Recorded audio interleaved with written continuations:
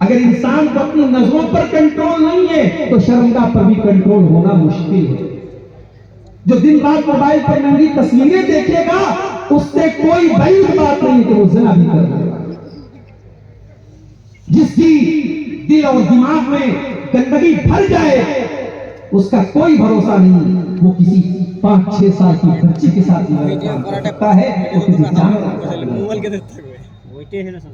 इसी अल्लाह के नबी फरमाते हैं आंखों का ज़िना गलत चीजों को देखना है, कानों का ज़िना गलत चीजों को छूना सुनना है, ज़िनाहुल कलाम और जुबान का ज़िना गलत चीजों को जुबान से निकालना है, वलयदु ज़िनाहुल बत्श और हाथों का ज़िना गलत चीजों को टच करना है। आप बस में जा रहे हैं, आप ट्रेन में जा रहे हैं, कोई औरत आपके बगल से गुजर रही है, आपके बगल में बैठी है, तो गैर औरत आपका हाथ और उसको टच भी कर रहा है, कि टच करना भी हाथ का ज़िना है। अल्लाह के नबी फरमाते हैं गलत चीज को, नाजायज चीज को छूना भी हाथ का ज़िना है। इसीलिए अल्लाह के नबी ने फरमाया कि किसी के सर पे लोहे के हथौड़े से मार करके उसके सर में लोहे की कील ठोक दी जाए, ये उतना बड़ा कोई तकलीफ की चीज नहीं है। उससे ज्यादा तकलीफ की चीज ये है कि एक मर्द किसी गैर औरत को टच करे, उसको हाथ लगाए, वो उससे बड़ा गुनाह है। उसके सर पे अगर लोहे की कील ठोक दी जाए उसमें कम तकलीफ है जितनी तकलीफ उसको कयामत के दिन इस पर होगी कि उसने किसी गैर औरत को टच। आगे अल्लाह के नबी फरमाते वर्रिजलु ज़िनाहुल ख़ता, पैरों का ज़िना गलत चीजों की तरफ चलते जाना है। आंखों से ज़िना हो रहा है, जुबान से ज़िना हो रहा है, कानों के जरिए तुम गंदे गंदे गाने और बॉलीवुड के सॉन्ग सुन करके कानों से ज़िना कर रहे हो, तुम जुबान से गाली करके जुबान से ज़िना कर रहे हो, तुम हाथों से गलत चीजों को टच करके अपने हाथों से ज़िना कर रहे हो, तुम पैरों से गलत रास्ते पर जाकर के पैरों से ज़िना कर रहे हो। और अल्लाह के नबी फरमाते हैं जब इन तमाम चीजों पर इंसान को कंट्रोल नहीं होता है, वल क़ल्बु यहवा व यतमन्ना, उसके बाद इंसान के दिल में गलत काम करने की तमन्नाएं पैदा होने लगती हैं, उसके दिल में इच्छाएं पैदा होने लगती हैं, वल फर्जु युसद्दिक़ु ज़ालिका व युकज़्ज़िबुहु, और उसके बाद या तो उसकी शर्मगाह वो काम कर डालती है या उस काम से बच जाती है, या फिर इंसान ज़िना कर डालता है या बचा लेता है, लेकिन शुरुआत इन्हीं चीजों के जरिए होती है। आज ये ज़िना आम हो, और क्यों आम हो रहा है? क्योंकि हमने निकाह को मुश्किल बना दिया। रिश्ते नाते करने से लेकर के शादी तक कितनी लंबी लिस्ट है जो हम नाजायज हराम। ये हल्दी की रस्म कहां से आई, ये मेहंदी की रस्म कहां से आई? लड़की को हल्दी लगाई जा रही है, खानदान की सारी लड़कियां इकट्ठा हुई हैं, सब पीले पीले रंग के कपड़े पहने हुई हैं।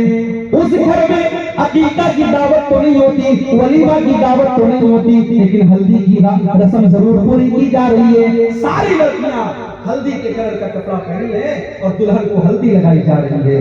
फंक्शन हो रहा है, पार्टी हो रही है, नाच गाना हो रहा है, रात में औरतें गीत गा रही हैं। ये तमाम चीजें मेरे प्यारे साथियों हिंदू मजहब से ली गई है और आपके हिंदुस्तानी कल्चर से ली गई है। इस्लाम में तमाम चीजें हराम है।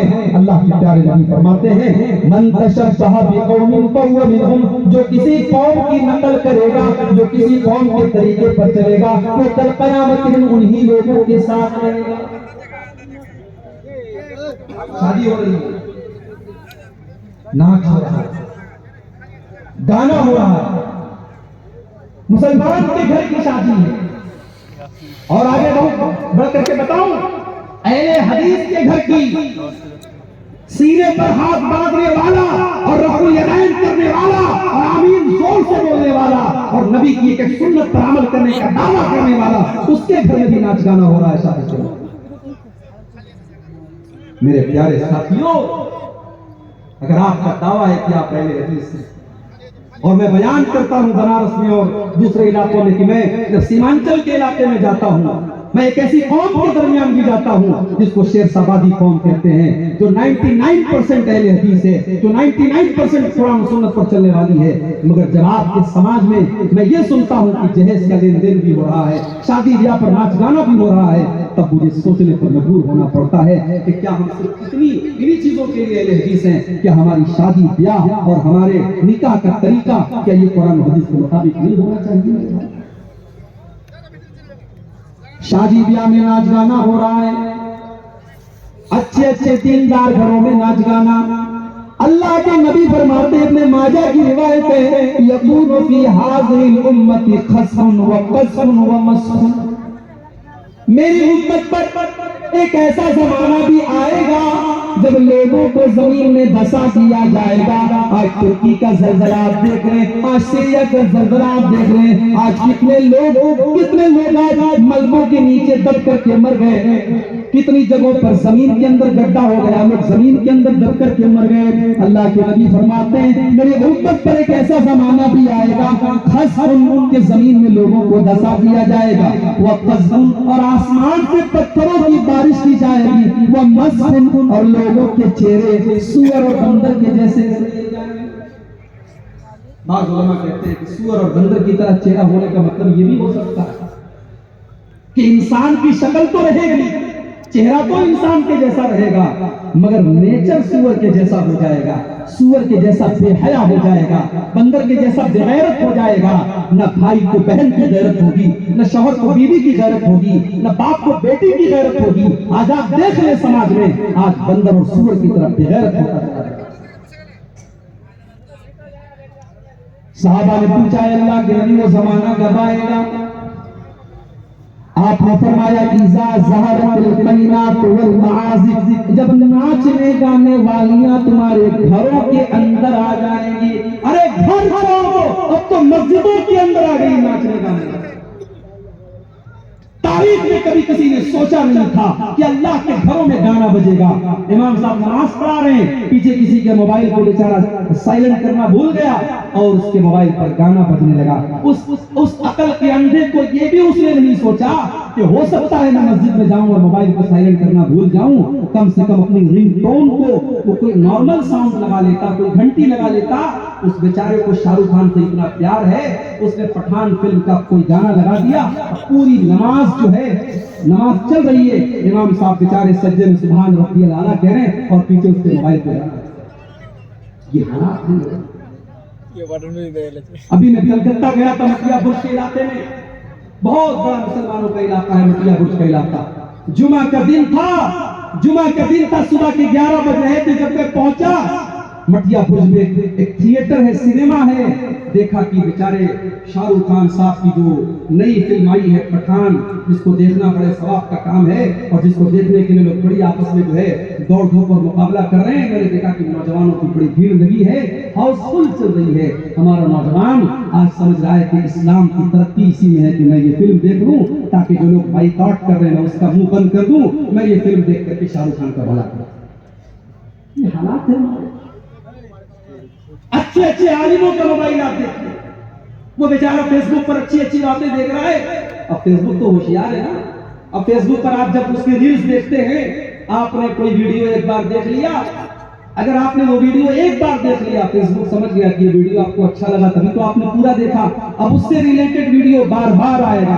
आपने कोई गाना देख लिया, बार बार गाना आएगा। कोई ऐसी चीज, कोई सीरियल वगैरह देख लिया, बार बार सीरियल आएगा। आज आप उलमा और बड़े बड़े दाढ़ी वालों और नमाजियों के मोबाइल पर आज गाने बज रहे हैं। अल्लाह के नबी फरमा रहे हैं कि लोगों के घरों में नाचने गाने